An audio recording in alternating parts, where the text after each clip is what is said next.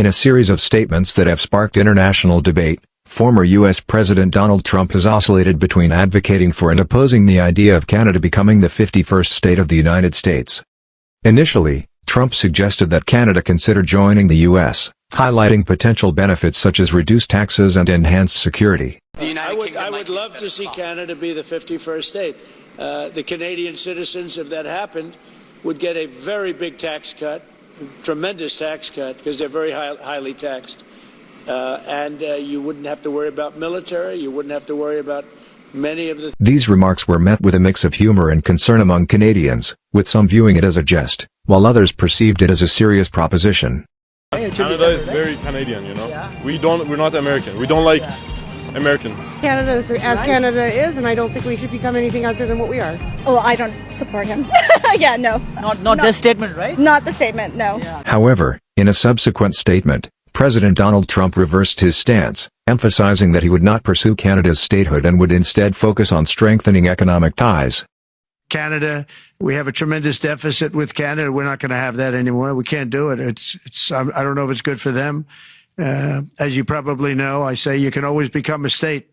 And if you're a state, we won't have a deficit. We won't have to tariff you, et cetera, et cetera. But Canada has been very tough to deal with over the years. And it's not fair that we should have a $200 billion or $250 billion deficit. We don't need them to make our cars, and they make a lot of them. We don't need their lumber because we have our own forests, et cetera, et cetera. We don't need their oil and gas. We have more than anybody. So, just as an example, with Mexico, we're dealing with Mexico, I think, very well. And we just want to be treated fairly with other nations, because there's hardly a nation in the world, and I blame this on us, and I blame it on politicians that, for some reason, mostly it's stupidity, but you could also say other reasons, but mostly stupidity. They've allowed other nations to take advantage of the U.S., and we can't allow that to happen anymore. Not today, but that's not going to happen.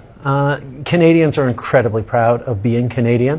One of the ways we define ourselves most easily is, well, we're not American. There is such a depth of pride that's not actually an issue.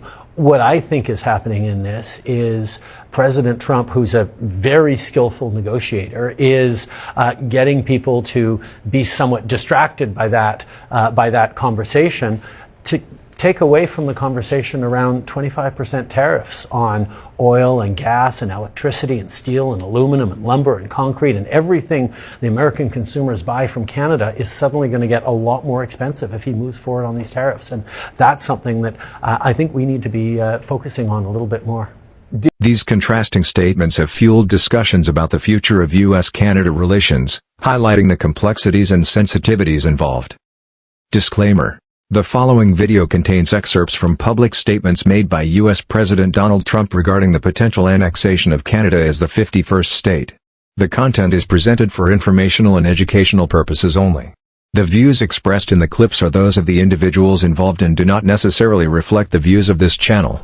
This video aims to provide a balanced perspective on the topic and encourages viewers to consider multiple viewpoints.